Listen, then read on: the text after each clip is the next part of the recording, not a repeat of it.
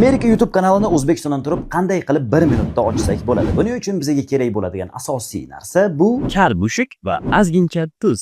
Aslashdim, bizga kerak bo'ladigan narsa bu notebook yoki telefon, siz Gmail pochtangiz va YouTube. YouTube'ga kiramiz. Gmail pochtangiz orqali shu yerga kanal sozdать degan knopkasini bosamiz va kanalimizning nomini qo'yishimiz kerak. Masalan, bizda kanalimizning nomi Mushuk bo'lsin. Mushuk so'zini shu yerga yozamiz. Mushuk.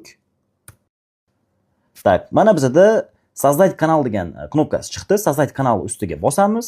Mana do'stlar, kanalimiz ochildi. Endi kanalimizni sozlab chiqamiz. Amerikanskiy YouTube bo'lishi uchun asosiysi bizga kerak bo'ladigan narsa bu настройкаga kiramiz.